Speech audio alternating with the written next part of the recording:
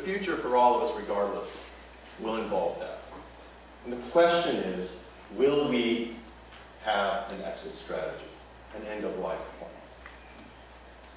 I'll focus on the healthcare aspects of that, but it does involve more than just healthcare. It involves spiritual decisions, it involves financial decisions, and a lot of other things. Why am I so passionate about this? Because I actually don't work in the end of life. But as I said, I was the CEO of a Medicare Advantage plan. We had 125,000 lives. Over 30% of them were nursing home certifiable, which means they were very frail and quite old. Although what I think is old is rapidly changing as I age. We lost over 10% of our members each year to celestial discharge. They passed away. I was also the primary decision maker in my mother's end of life and a key component of my mother-in-law's. My mother-in-law was a very vibrant woman. She lived quite healthily into her 80s. In fact, she was still driving at 86. You may be lucky you weren't living in Southern California at the time, but that's a different story. She suffered an accident, took quite a long time to heal, and ultimately moved into an assisted living facility, which was a great choice for her. Unfortunately, not long after moving there, she suffered a massive hemorrhagic stroke.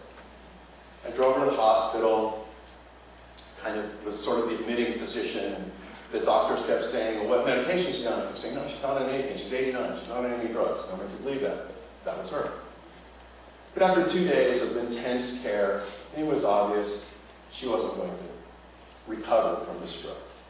So I chose to put her on hospice. Now, fortunately, she and I had conversations about what did she want at the end of her life. So she went to hospice, and during that process, and it's a process, by the way, people don't die immediately. Mom was in the hospice for 6 or 7 days. During that time, the medical director of the hospice came in to visit me. He said, how are you doing? I said, well, I'm doing okay, but I'm feeling a little godlike. And what he said to me was very telling and absolutely appropriate. He said, wait a minute, didn't you say you and your mom had talked about what you wanted at the end of your life? I said, yeah. Well, then how does that make you God? Aren't you just doing what your mom wanted? That was perfect for me. I did have a conversation with her. I did make the decision. I felt really comfortable with it. Now, when someone passes away, no matter the age, no matter the reason, it makes you sad. But at least I didn't have to worry that I'd made the correct decision. Now, you might say, well, if you weren't sure, why didn't you just do everything? Why didn't you do all the life-prolonging treatments? Well, unfortunately, I know what they mean. Let's talk about it real simply. CPR, cardiopulmonary resuscitation. How many people do you think survive CPR? Now, I bet most of you said between 20 and 70%, because 70% of the people on television miraculously survive. Real number, 8%. And of all the people who have CPR performed on them, nearly all of them have broken ribs and or sternums. So if you're old and frail, you're going to have broken rib, hard to breathe, probably going to get pneumonia. Let's talk about another one. Old and frail person. Intubate, put them on an artificial breathing machine. Nearly all of them never get off the machine. And of those few that do, none of them, or almost none of them, speak. My mother-in-law lived well into her 90s. At the end of her life, she suffered from fairly severe dementia and lived in a high-quality nursing home, or actually assisted living facility. And as people do when they get frail and old, she started to have falls. Every time she fell, EMTs were called, taken to the hospital. On 2 occasions, she was admitted, and on 1 occasion, she was in the hospital for almost 20 days. And her daughters had decided that for Mom, only palliative care, comfort care was appropriate. Curative treatments weren't what we wanted. But we didn't understand the legal implications of someone living in an institutional facility. we had an DNR, do not resuscitate order. All that means is do not resuscitate. It doesn't speak to all the other life-prolonging treatments that there are out there. So with the help of her physician, we created a PULSE. That's a physician's order for life-sustaining treatment. Now in some places, including North Carolina, it has a different name. It's either MOLST or MOST. But it basically is the same document. It describes what treatment does the individual want in what circumstances. And it relates to all of the life-prolonging treatments. Outcome was quite different. She fell again. But the EMTs were trained to look for the pulse. It's posted in her room. Then, all they did was help make her comfortable, and she wasn't transported to the hospital. We put her in a hospice program. She received great care. Frankly, we received great care too. And she passed away peacefully. We were lucky in our family. We had an agreement about what should happen. That isn't always the case. When I was health plan, one of our members was 75, an age I no longer consider old, but she was profoundly ill. She had multiple comorbidities, as we call it. She was clearly at the end of her life. She had two daughters. The daughter she lived with, the custodial daughter, and the daughter from Chicago. They had different views. The custodial daughter understood what mom might have wanted, understood the circumstance her mom was in. So she said, we need to just let nature take its course and keep mom comfortable. Chicago daughter, no, that isn't what mom would want. We should keep mom alive every way we possibly can. Took a trained geriatric psychiatrist quite a time to explain what would happen if mom was put on a breathing machine, artificially fed, artificially hydrated. Just told you, likelihood of her coming off an extreme remote. The two girls decided, let's put mom in hospice, and she passed away peacefully 48 hours later. If a plan is in place, if it's discussed before, those kinds of situations can be avoided. And it isn't just healthcare things that cause these kinds of problems. A colleague of mine was from a large family. And the patriarch was a typical dad, you know. He had everything organized. Of course, he hadn't told anything to anybody. When the will was read, it's 10 years later, half the family's still not talking to the rest of the family.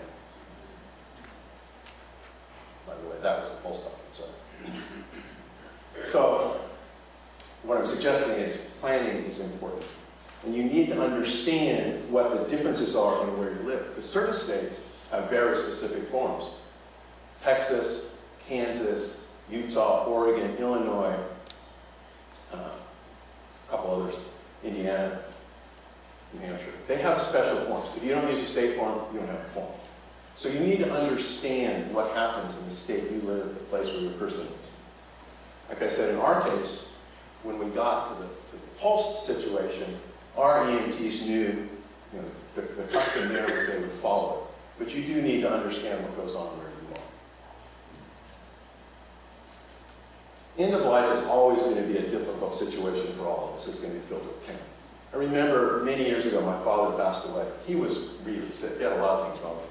I was convinced, up until the day before he died, the physicians could magically cure that.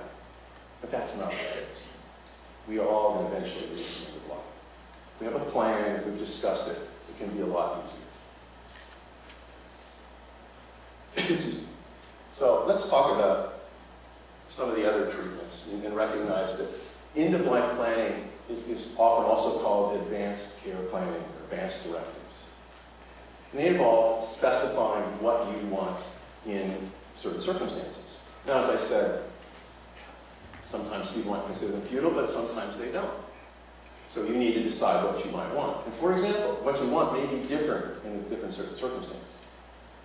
If I was involved in a car accident, I might want to have everything done.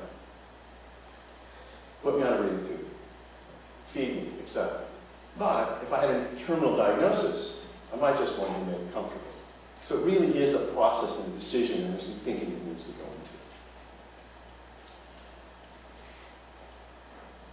it. As I said, this is a real difficult problem for our society. We don't want to talk about we need to think about what does it mean to have an end-of-life discussion. We've all probably heard about how much money Medicare spends at the last 6 months of someone's life who dies. Those statistics can be a little misleading, but they are compelling. It's really interesting to note that the lowest per capita cost of Medicare any place in the country is La Crosse, Wisconsin. What makes La Crosse unique? A couple things, but the single most important. Nearly every adult in La Crosse, Wisconsin has an end-of-life plan. Their family knows it, their providers of care, physicians and others know it. It's discussed in a coffee shop. It's discussed in the neighborhoods. People question whether or not you have one. In the radio piece I listened to that discussed this, is fascinating. 17-year-old girl. She could talk about what her parents' funeral would be like, what care they would want at the end of life. She didn't giggle, she didn't laugh. This was a natural part of life to her. And you might think, oh, that's a little morbid. Well, I'd actually consider, isn't it better to have discussed it, to have thought about it, have an idea, and for the person to have a voice in what happens to them? As I was preparing for this talk, I talked to a lot of people in healthcare and outside. The people in healthcare that were close to the subject, the friends that had been close and had it recently, all thought, boy, this really needs to be discussed. There was another path. They said, what, you're going to stand up in front of an audience, go on the internet, and talk about end of life? Are you nuts? Well, here I am. My wife and I had this conversation with our kids. They know what we want at end of life. We don't think that we should burden them with the responsibility of making these choices without our help. I encourage you, think about who should make healthcare decisions for you if you can, and name it. Create a plan. Discuss it with your significant others. Talk to your parents and the other people you're responsible for. Make sure they have a plan. After all, it's a gift you can give to those you leave behind. And shouldn't you have a voice in how your life ends? Thank you.